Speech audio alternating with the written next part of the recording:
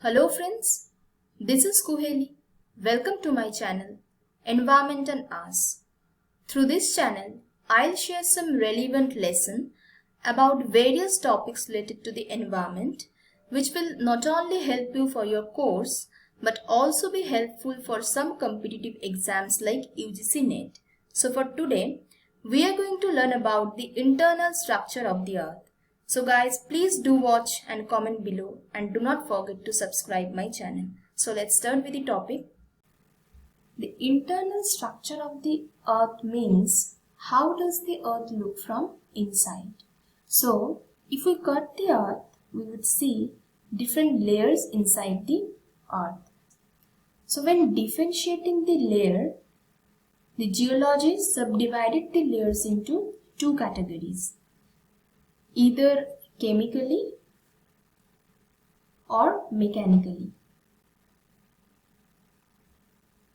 If we subdivided the earth based on the chemical properties, then there are three different layers, that is the crust, mantle and core. So let's look at each of these layers in detail. The first and outermost layer is called as the crust. This layer is called as the crust. This is the thinnest layer which wraps the earth and it contains all the continents and oceans. So basically the crust is subdivided into two layers. The upper layer is called as the continental crust and the lower layer is called as the oceanic crust. If you see this picture, this is the continental crust and below this is the oceanic crust. The density of the continental crust is 2.7 gram per centimeter cube and the density of the oceanic crust is 2.9 gram per centimeter cube. So you see that the density of the continental crust is in less amount than the oceanic crust. So that is why the continental crust is floating above the oceanic crust. The thickness varies depending on where you are on earth. So basically the continental crust extends up to 40 km and the oceanic crust extends about 10 km. And the rock that we have in the continental crust is basically granitic in nature, and the rock that we have in the oceanic crust, this is basaltic in nature. And the continental crust is made up of silicon and aluminium. So this layer is also called as the Cl, whereas the oceanic crust is made up of silicon and magnesium. So this layer is also called as the Sima. So this is all about the crust. Below the crust, the next layer is called as the mantle. This layer is called as the mantle. This is the thickest layer and the largest layer and the massive layer of the earth, and it contains about 84% of the earth's total volume. So it goes 2900 km. That means the thickness of the mantle is 2900 km. The mantle is also subdivided into two layers, the upper mantle and the lower mantle. The material that found in the rocks of the upper mantle is mostly olivine, pyroxene and garnet. If you look at the chemical structure of this material, you would find that magnesium, iron and silicon. Then comes the lower mantle. The material that we have in the lower mantle, that is the peridotite.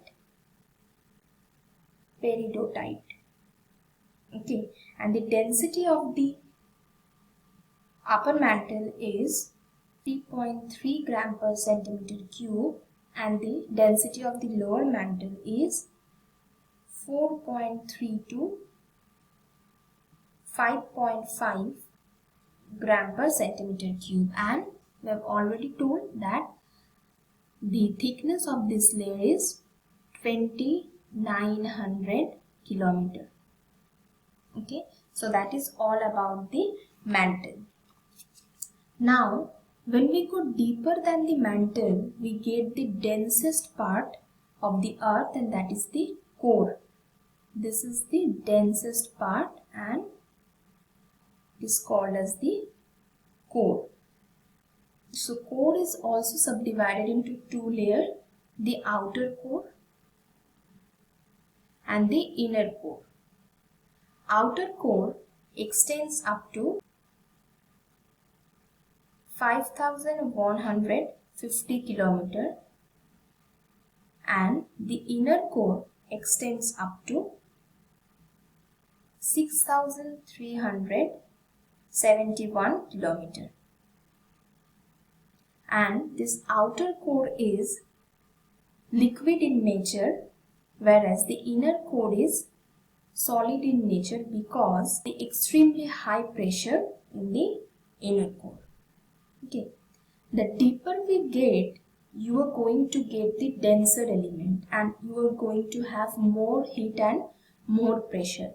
So core has the heaviest mineral material of the highest density, and it is composed of nickel and iron. So this is all about the layers which are subdivided on the basis of the chemical properties.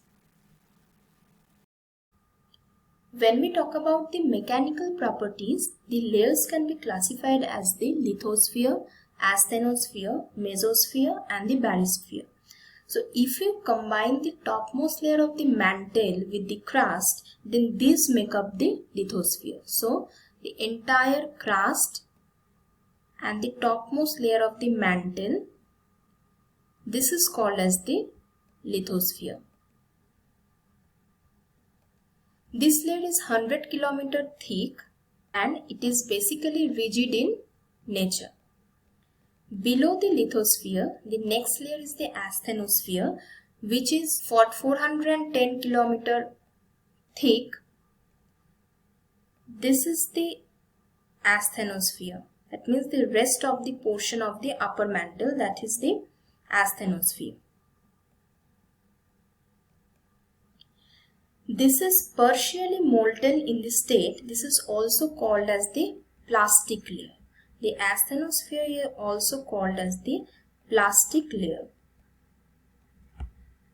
Because this asthenosphere is molten in nature, that helps the lithosphere or the tectonic plates to float over the partially molten layer of asthenosphere. So molten state of asthenosphere is the main reason why our tectonic plates are moving.